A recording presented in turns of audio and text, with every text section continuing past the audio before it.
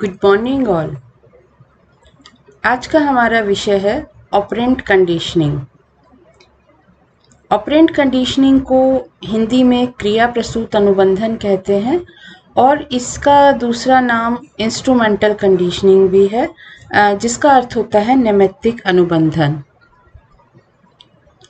Operand condition शब्द का जो प्रयोग सबसे पहले किया था वो स्किनर ने अपनी पुस्तक द बिहेवियर ऑफ ऑर्गेनिज्म, जो कि 1938 में पब्लिश हुई थी, उसमें सबसे पहले उन्होंने ऑपरेंट कंडीशनिंग के बारे में बताया और ये किस तरीके से मानव और पशुओं के व्यवहार पर अप्लाई होती है इसकी जानकारी उन्होंने दी।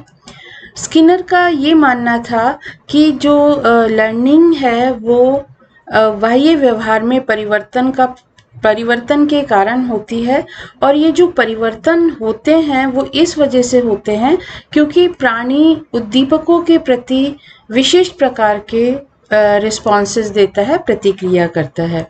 स्किनर व्यवहारवादी थे और स्टिमुलस रिस्पॉन्स के एसोसिएशन के बारे में उन्होंने अपने एक्सपेरिमेंट्स किए।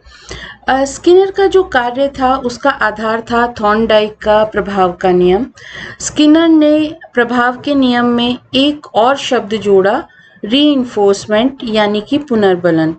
उनका मानना था कि जो व्यवहार रीइंफोर्स होते हैं वो रिपीट होने की टेंडेंसी रखते हैं, यानी जिनको पुनर्बलित किया जाता है वो मजबूत हो जाते हैं और जिन प्रतिक्रियाओं को पुनर्बलित नहीं किया जाता धीरे धीरे करके वो कमजोर हो जाती हैं और समाप्त हो जाती हैं। स्किनर ने क्रिया प्रसूत अनुबंधन का जो अध्ययन किया उसके लिए उन्होंने अब उनके जो सब्जेक्ट रहे वो चूहे रहे और इसके लिए एक स्किनर बॉक्स नाम का उपकरण उन्होंने बनाया जो कि थॉर्नडाइक के पजल बॉक्स से मिलता जुलता था। स्किनर ने अपने एक्सपेरिमेंट्स में दिखाया कि किस प्रकार से जो पॉजिटिव रीइंफोर्समेंट है वो जब चूहे को पिंजरे में रखा जाता है तो किस प्रकार से वो उसके एक निश्चित प्रतिक्रिया देने के लिए तैयार करता है। उनका जो प्रयोग था उसमें एक स्किनर बॉक्स में इस तरीके की व्यवस्था थी कि एक लीवर लगा हुआ था जिसको दबाने पर एक भोजन की एक प्लेट थी जिसमें भोजन आ जाता था और भूखे चूहे को इस पिंजरे में रखा जाता था और उसे भोजन तभी प्राप्त होता जबकि वो लीवर दबाता था। धीरे धीरे जब उसकी इस तरीके से उसकी रिस्पॉन्स को पुनर्बलित किया जाने लगा तो एक समय के बाद चूहे को जैसे ही पिंजरे में रखा जाता तो वो लीवर दबा के भोजन प्राप्त कर लेता था। इसी प्रकार उन्होंने नेगेटिव रीइंफोर्समेंट यानी कि नकारात्मक पुनर्बलन का प्रयोग करा और ये दिखाया कि किस तरीके से नकारात्मक पुनर्बलन जो है वो प्राणी में नकारात्मक उत्तेजना उत्पन्न करता है जिसको वो अवॉइड करना चाहता है, जिससे वो बचना चाहता है और फिर धीरे धीरे उस प्रतिक्रिया को देना छोड़ने लगता है। इसके लिए उन्होंने अपने जो स्किनर बॉक्स था उसमें इलेक्ट्रिक करंट प्रवाहित करा जिससे चूहे को घबराहट होती थी, बेचैनी होती थी और एक समय के बाद उसने लीवर दबाने की प्रतिक्रिया देना छोड़ दी। तो इस प्रकार से उन्होंने अपने प्रयोगों के माध्यम से ये दिखाया कि प्राणी जो कुछ भी सीख रहा है वो पुनर्बलन केंद्रित होता है। स्किनर ने व्यवहारों के दो प्रकार बताए। उन्होंने कहा व्यवहार जो होता है उसको दो प्रकार में रखा जा सकता है। एक व्यवहार होता है रिस्पोंडेंट बिहेवियर। रिस्पोंडेंट बिहेवियर उस बिहेवियर को कहा जाता है जो कि ऑटोमेटिकली होता है और जो स्वाभाविक होता है, जन्मजात होता है। और जो पवलव की कंडीशनिंग थी उसमें जो बिहेवियर हो रहे थे वो रिस्पोंडेंट बिहेवियर के अंतर्गत आते हैं। स्किनर ने जो दूसरा व्यवहार का प्रकार बताया वो था ऑपरेंट या क्रिया प्रसूत और इसको परिभाषित करते हुए उन्होंने कहा कि ऐसा कोई भी सक्रिय व्यवहार जो कि वातावरण में किया जाता है और जिसको करने के कारण किसी प्रकार के परिणाम उत्पन्न होते हैं। यानी जो प्राणी है वो प्रतिक्रिया देने के लिए स्वतंत्र है, वो अपने वातावरण में अनुक्रिया कर सकता है। उन्होंने 3 प्रकार के इस ऑपरेंट बिहेवियर्स, ऑपरेंट रिस्पॉन्सेज बताए। पहला जो प्रकार था वो था natural operant, neutral operant. Neutral operant ऐसा व्यवहार जो कि किसी व्यवहार के होने या बढ़ने के लिए रिस्पॉन्सिबल नहीं होता, ना तो उसे घटाता है ना वो कम करता है। दूसरे जो रिस्पॉन्सेस थे वो रीइंफोर्सर्स। ये इस प्रकार की प्रतिक्रियाएं यदि प्राणी को उस पर उसमें क्या संभावना रहती है कि प्राणी दोबारा वो प्रतिक्रियाएं देगा, और ये इस प्रकार के रिस्पॉन्सेज होते हैं जिन पर पुनर्बलन दिया जा रहा है, और ये पुनर्बलन पॉजिटिव या नेगेटिव दोनों प्रकार के हो सकते हैं। तीसरे जो उन्होंने टाइप ऑफ रिस्पॉन्सेज बताए वो पनिशर्स मतलब दंडात्मक व्यवहार। दंडात्मक व्यवहार जो होते हैं वो यदि रिपीट करे जाए तो वो प्राणी के रिस्पॉन्स देने की जो टेंडेंसी है उसको कम करते हैं, और जो दंड है वो व्यवहार को कमजोर करता है। यानी आगे प्राणी उस प्रकार का व्यवहार नहीं दिखाएगा। तो ये यहाँ पर आप देख रहे हैं जो स्किनर ने अपने एक्सपेरिमेंट में जिस तरीके के इंस्ट्रूमेंट एपरेटस यूज करे थे, ये टिपिकल स्किनर बॉक्स है। इसमें आप देख पा रहे हैं यहाँ पर ये नीचे इलेक्ट्रिक ग्रिड लगी हुई है जिसमें करंट प्रवाहित होता है। ये फूड पैलेट है, यहाँ से भोजन गिरता है और चूहा यहाँ पर आकर भोजन खा सकता है। ये लीवर है, जिस लीवर को उसने प्रेस करना है तो यहाँ पर फूड आएगा। ये सिग्नल लाइट लगी हुई है, डिस्क्रिमिनेशन लर्निंग में इनका काम आएगा ये दोनों जो लाइट्स हैं। इसी प्रकार से स्पीकर भी ये डिस्क्रिमिनेशन लर्निंग में यूज आने के लिए है। तो ये टिपिकल जो स्किनर बॉक्स की व्यवस्था है वो ये है, और एक्चुअल में आप ये देख पा रहे हैं ये इस तरीके का इंस्ट्रूमेंट रहता है, और ये प्रयोग के दौरान एक चूहा यहाँ पर आप देख रहे हैं। नेक्स्ट, दूसरे तरीके के जो उनके एक्सपेरिमेंट थे वो उन्होंने कबूतरों पर किए थे। उसके बारे में हम अभी आगे व्याख्या करेंगे। ये कबूतर पे जो एक्सपेरिमेंट थे उसमें उन्होंने इस प्रकार की विशेष व्यवस्था करी। उसकी जो कंडीशनिंग होती है वो इस वृत्त के ऊपर उसको चोंच मारनी होती है, तब यहाँ पर उसे फूड मिलता है। आप ये देख पा रहे हैं ये यहाँ से ये फूड ले रहा है, और ये इंस्ट्रूमेंट इस तरीके का होता है। और इसमें इंस्ट्रूमेंट में रिकॉर्डिंग का उपकरण भी रहता है कि जो उसकी चोंच मारने की दर है वो कितनी है। ये एक व्यवस्था है जिसमें जो चैम्बर है उसमें कबूतर को किस तरीके से रखा जाता है, ये पूरा प्रॉपर आप सेटअप देख पा रहे हैं। तो आगे बढ़ते हैं। अब हम ये देखेंगे कि जो स्किनर ने जो थ्योरी दी है ऑपरेंट कंडीशनिंग की, क्रिया प्रसूत अनुबंधन की, उसमें जो उन्होंने मुख्य तत्वों के बारे में बात करी है वो कौन कौन से हैं। जैसा कि अभी पीछे भी मैंने आपको बताया, स्किनर ने पुनर्बलन पर बहुत जोर दिया, और उनके अनुसार पुनर्बलन ऐसी कोई भी घटना होती है जो किसी व्यवहार के मजबूत होने के प्रति उत्तरदायी होती है। यदि प्राणी को ये पुनर्बलन दिया जाता है तो वो उसके व्यवहार को बढ़ाती है, उसकी होने की प्रोबेबिलिटी ज़्यादा हो जाती है। और स्किनर के अनुसार 2 प्रकार के रीइंफोर्सर्स होते हैं, पॉजिटिव और नेगेटिव।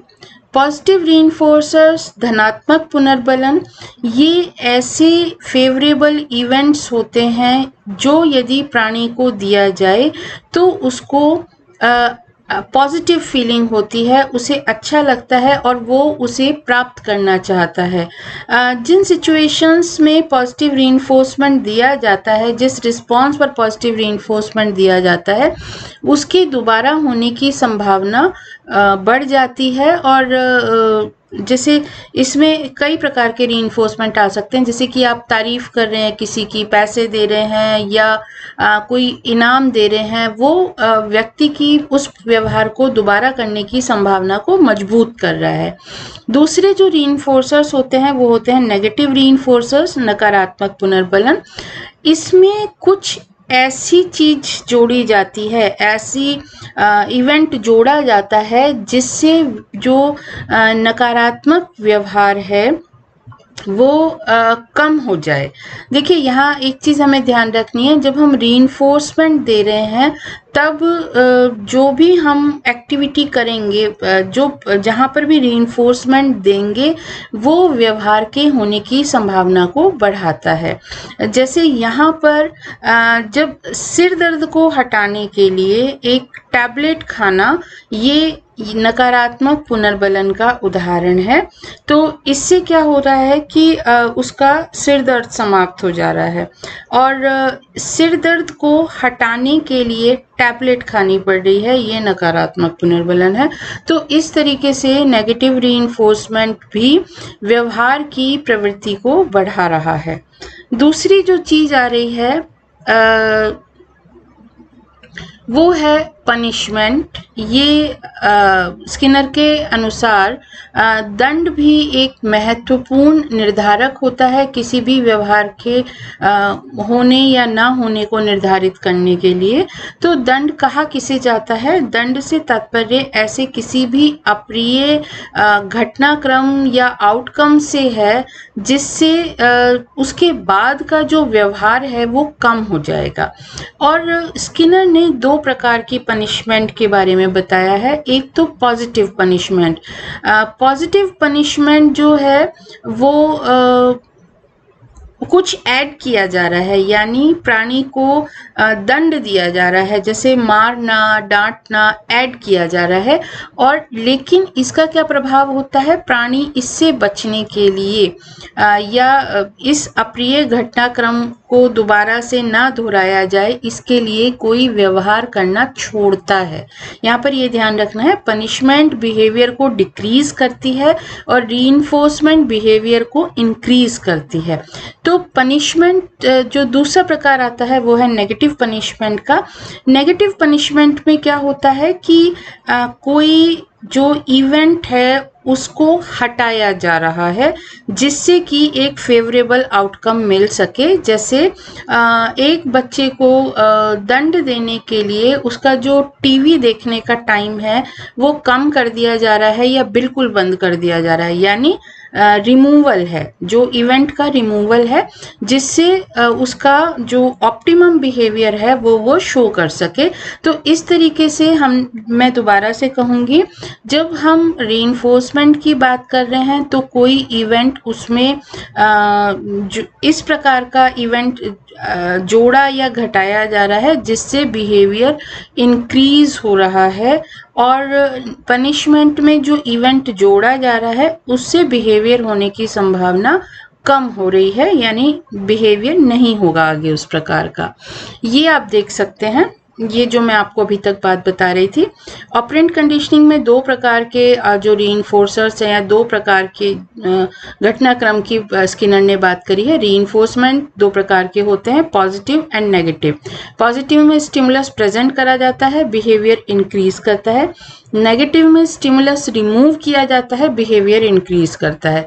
इसी प्रकार से पनिशमेंट में पॉजिटिव स्टिमुलस प्रेजेंट किया जाता है। पॉजिटिव का मतलब ये नहीं कि अच्छा, पॉजिटिव मतलब इसमें एडिशन हो रहा है, स्टिमुलस प्रेजेंट किया जा रहा है और बिहेवियर डिक्रीज हो रहा है। जैसे पिटाई ऐड करी जा रही है तो बच्चे का गलत व्यवहार डिक्रीज हो रहा है। इसी प्रकार से नेगेटिव में स्टिमुलस रिमूव किया जाता है और बिहेवियर डिक्रीज होता है, यानी यहाँ पर बच्चे का जो टीवी प्रोग्राम का टाइम है वो कम कर दिया जा रहा है, तो उसके गाली देने की संभावना या गलत व्यवहार करने की संभावना कम हो जा रही। दूसरी जो चीज स्किनर ने पुनर्बलन के बारे में बताई वो ये कि पुनर्बलक दो प्रकार के होते हैं, प्राथमिक और गौण। प्राथमिक पुनर्बलक से उनका तात्पर्य ऐसे पुनर्बलकों से था जो कि सीखे हुए नहीं होते, अर्जित नहीं होते और जो कि हमारी जैविक आवश्यकताओं की संतुष्टि करते हैं। जैसे कि एक व्यक्ति के लिए भोजन और पानी पुनर्बलन का काम करते हैं, क्योंकि वो उसकी भूख और प्यास को शांत करते हैं। तो यदि एक प्राणी को भूखा पिंजरे में रखा जाएगा तो वो भोजन की प्राप्ति के लिए कुछ भी कार्य करने की चेष्टा करेगा। दूसरी जो श्रेणी उन्होंने दी वो सेकेंडरी रीइंफोर्सर्स, जिन्हें गौण पुनर्बलक भी कहा जाता है। ये पुनर्बलक प्राकृतिक नहीं होते, सीखे हुए होते हैं। ये हमारी किसी प्राकृतिक आवश्यकता की संतुष्टि नहीं कर रहे होते, बल्कि ये बार बार हमारी किसी आवश्यकता के साथ एसोसिएट होकर पुनर्बलक का रूप प्राप्त कर लेते हैं, और इन्हें इसलिए कंडीशन रीइंफोर्समेंट कहा जाता है। जैसे कि मनी, या यदि हम बात करें तारीफ की, मनी से जहां हम अपनी बायोलॉजिकल और नीड को सेटिस्फाई कर सकते हैं और बहुत सारी आवश्यकताओं की पूर्ति कर सकते हैं, उसी प्रकार से तारीफ जो है वो हमारी साइकोलॉजिकल नीड को सेटिस्फाई करती है। यानी ये हम कौन सा पुनर्बलक हमारी किस आवश्यकता की संतुष्टि करेगा, ये हम सीखते हैं, और इसलिए इसे सेकेंडरी रीइंफोर्सर्स कहा जाता है। तो आज हमने जाना कि पुनर्बलक के प्रकार क्या होते हैं, पुनर्बलन कौन कौन से होते हैं, और आगे के लेक्चर्स में हम ये देखेंगे कि स्किनर ने इन इंस्ट्रूमेंटल कंडीशनिंग में और कौन कौन से फैक्टर्स और कंपोनेंट्स की बात करी है। आज के लिए इतना ही। Thank you.